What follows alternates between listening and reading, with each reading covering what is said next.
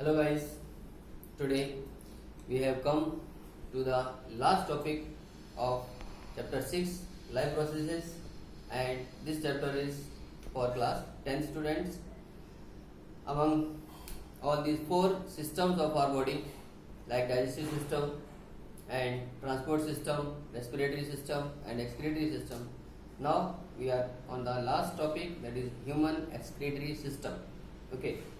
In our previous class, we learnt about excretion in plants and excretion in different types of animals, right? Like amoeba, as I told you, that amoeba is actually a monotelic. It secretes nitrogen waste of ammonia basically through its contractile vacuole. Okay. And in case of annelids, you know, annelids are actually earthworm. Okay. So in earthworm, basically the nephridia are structures which are responsible for his excretion. So it means annelida में earthworm के अंदर nephridia उसके excretory structures होते हैं, excretory organs होते हैं, और human beings में जो एक्सक्रीशन का काम है बेसिकली वो एक्सक्रीटरी सिस्टम के जरिए है, और जिसकी शुरुआत होती है किडनीज से. तो आइए देखते हैं human excretory system and how this excretion takes place in human beings, right? देखिए, ये मेरे पीछे आप ह्यूमन एक्सक्रीटरी सिस्टम का डायग्राम देख रहे हैं, और इसको ह्यूमन यूरिनरी सिस्टम भी कह सकते हैं हम. ये एक्चुअली हमारी बॉडी में किडनीज, जो एक पेयर किडनीज पाई जाती हैं, और किडनीज हमारे लोअर एब्डोमिनल रीजन में डोर्सल साइड की तरफ होती है. ठीक है, किडनीज ह्यूमन बॉडी में लोअर एब्डोमिनल रीजन और उसमें डोर्सल साइड में पाई जाती है. ये एक पेयर किडनीज होती है, एक लेफ्ट में एक राइट में, और उनका जो शेप है वो बीन जैसा शेप है, जैसे कि आप ये डायग्राम में देख रहे हैं, राजमा के बीज जैसा है ना. तो ये बीन शेप स्ट्रक्चर की होती है, और इस प्रकार के स्ट्रक्चर को हम रेनिफॉर्म बोलते हैं, रेनिफॉर्म स्ट्रक्चर या किडनी शेप्ड स्ट्रक्चर. तो ये बीन लाइक स्ट्रक्चर्स हैं, और इनमें कई सारे इनफैक्ट मिलियंस ऑफ नेफ्रॉन्स भरे होते हैं. ठीक है, तो जो नेफ्रॉन्स हैं वो हर एक किडनी में मिलियंस ऑफ नेफ्रॉन्स पाए जाते हैं, उन्हीं के जरिए एक्चुअली ये किडनीज वर्क करती है. ठीक, तो किडनी में, दोनों किडनी में रीनल आर्टरी और रीनल वेन, ये दो तरीके की ब्लड वेसल्स हैं. इसको हम जानते हैं कि ये एक्सेप्शनल केसेस हैं आर्टरीज का और वेन्स का. रीनल आर्टरी और पल्मोनरी आर्टरी को छोड़ के बाकी सारी आर्टरीज में oxygenated blood, pure blood flow करता है, लेकिन रीनल आर्टरी में और पल्मोनरी आर्टरी में इम्प्योर ब्लड या डीऑक्सीजनेटेड ब्लड फ्लो करता है. राइट, इसी तरीके से जो पल्मोनरी वेन है और रीनल वेन है, इन दोनों को छोड़ के बाकी सारी वेन्स में इम्प्योर ब्लड या डीऑक्सीजनेटेड ब्लड फ्लो करेगा, जबकि रीनल वेन और पल्मोनरी वेन में ऑक्सीजनेटेड या प्योर ब्लड फ्लो करता है. ठीक, और ये किडनी से निकलती हुई दोनों तरफ एक एक लंबी सी ट्यूब लाइक स्ट्रक्चर्स पाई जाती हैं, जिनको हम यूरेटर्स कहते हैं, और यूरेटर्स आगे जाके खुलती हैं दोनों एक broad bag like chamber like structure में, जिसको हम यूरिनरी ब्लैडर बोलते हैं. इसका नाम यूरिनरी ब्लैडर है. और फाइनली यूरिनरी ब्लैडर खुल जाता है यूरिथ्रा में, और यूरिथ्रा के बाद external excretory opening means males penis के थ्रू ये यूरिन बाहर निकाल दिया जाता है. ठीक है, तो आइए देखते हैं कि किडनीज में जो फंक्शनिंग है, जो फिजियोलॉजी है यूरिन फॉर्मेशन की या ब्लड फिल्ट्रेशन की, वो किस तरीके से होती है. जैसे मैंने आपको बताया कि हजारों लाखों नेफ्रॉन्स मिलकर किडनीज को फॉर्म करते हैं.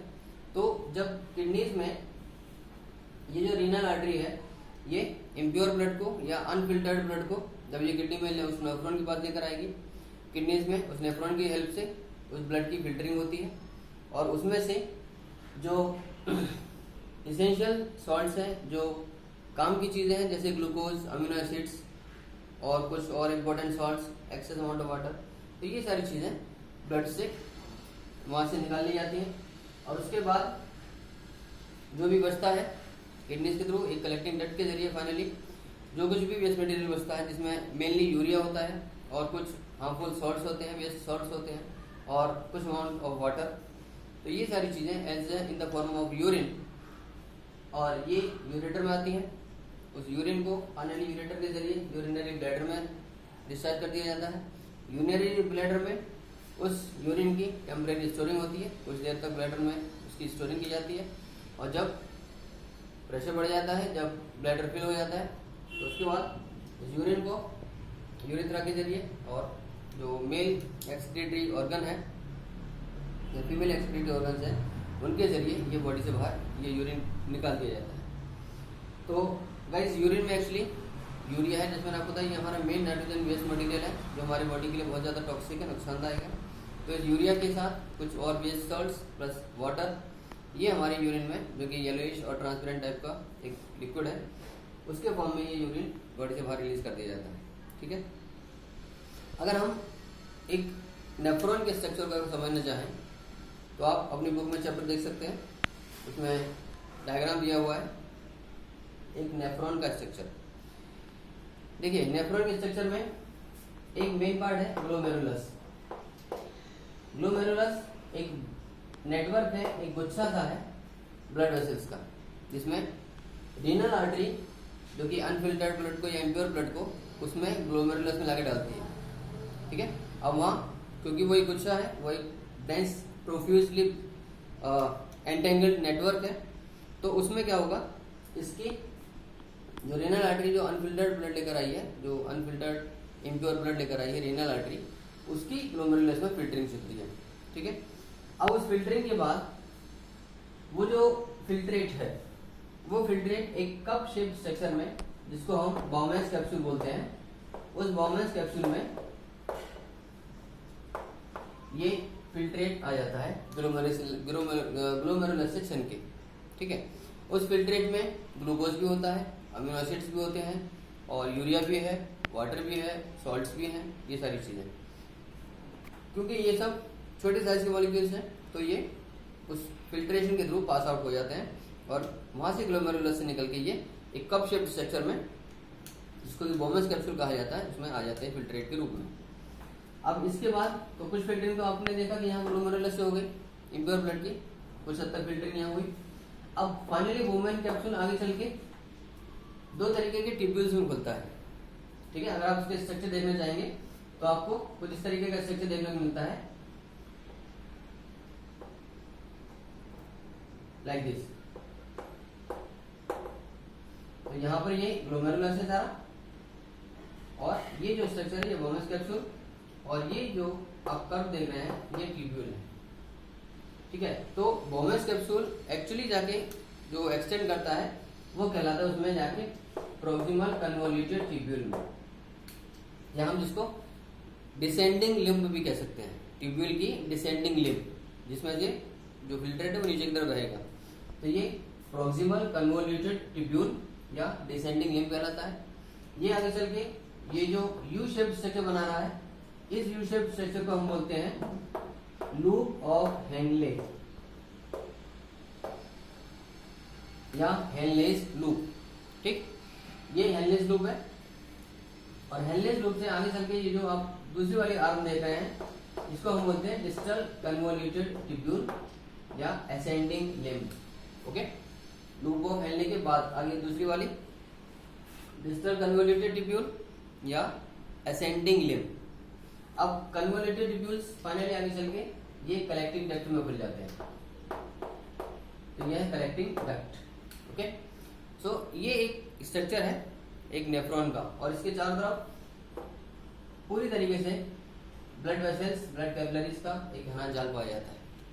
ठीक है, तो ये स्ट्रक्चर दोस्तों आपको देखने को मिलेगा, आपकी बुक में दिया हुआ है डायग्राम्स में, आप देख सकते हैं easily structure of a nephron. तो हमने क्या देखा, जो एक्चुअली फिजियोलॉजी कैसी होती है कि रीनल आर्टरी पहले इम्प्योर ब्लड को, अनफिल्टर्ड ब्लड को ग्लोमेरुलस में लेकर आती है। ग्लोमेरुलस में जैसे मैंने बताया ये एक घना उलझा हुआ जाल सा है, और यहाँ पे इस ब्लड की कुछ हद तक फिल्टरिंग हुई।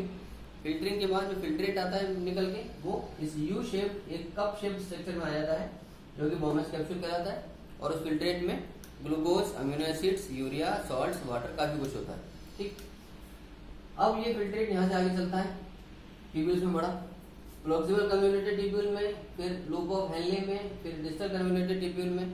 तो इस रूट के थ्रू पास होने के दौरान इसकी अंदर से जो काम की चीजें हैं, जो एसेंशियल मटेरियल है, जैसे ग्लूकोज, अमीनो एसिड्स, कुछ इंपॉर्टेंट सॉल्ट्स और वाटर, ये सारी चीजें इस ट्यूब्यूल से निकाल के वापस ब्लड में डिफ्यूज होने लगती हैं, क्योंकि ये चीजें काम की हैं, इसको इनकी बॉडी को जरूरत है। ओके, तो इसलिए ये सारी चीजें वेस्ट मटेरियल के रूप में बॉडी से बाहर ना निकल जाए, इसलिए उन कैपिलरीज के जरिए, उन ब्लड वेसल्स के ये जो एक उलझा हुआ नेटवर्क यहाँ पाया जाता है हर नेफ्रॉन के चारों तरफ, तो उसमें ये चीजें वापस ब्लड में डिफ्यूज होने लगती हैं, वापस ब्लड में आने लगती हैं, क्योंकि they are essential for the body, right.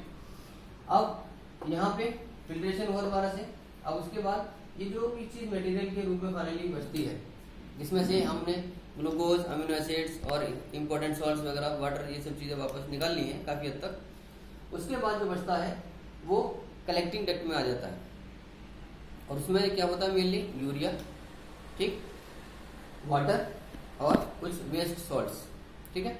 तो ये एक यूरिन के फॉर्म में, इसको हम यूरिन बोलते हैं, और इस यूरिन के फॉर्म में ये वेस्ट सब्सटेंसेस सारे यूरिया को इंक्लूड करते हुए ये सारे कलेक्टिंग डक्ट में आते हैं, और कलेक्टिंग डक्ट से फाइनली इसको यूरेटर में भेज दिया जाता है, ठीक। तो गाइस इस तरीके से किडनीज में ब्लड का फिल्ट्रेशन होता है। अब आप समझे, ये काम हर नेफ्रॉन में हो रहा है, एक किडनी में मिलियंस ऑफ नेफ्रॉन्स वगैरह है, तो हर नेफ्रॉन में ये काम होता है। तो सोचिए हमारी किडनीज हमारी कितनी इंपॉर्टेंट है, राइट। यानी किडनीज अगर प्रॉपर्ली काम नहीं करती हैं तो ब्लड की फिल्ट्रेशन प्रॉपर नहीं होगी, और ब्लड की फिल्ट्रेशन प्रॉपर नहीं होगी तो ब्लड के अंदर जो शुगर लेवल है वो बढ़ने लगता है, ठीक है ना। और इसीलिए जिन पेशेंट्स में किडनी प्रॉपर्ली काम नहीं करती हैं उनको शुगर की बीमारी यानी डायबिटीज की बीमारी बहुत जल्दी होती है, ठीक है ना।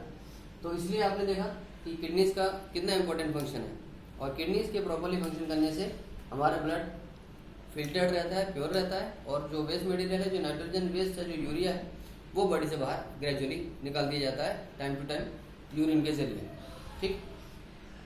अब इन केस किडनी फेल होती है या किडनी डैमेज हो जाती है, तो उस कंडीशन में उस पेशेंट के पास, उस पर्सन के पास दो ऑप्शंस होते हैं, या तो किडनी ट्रांसप्लांटेशन या डायलिसिस।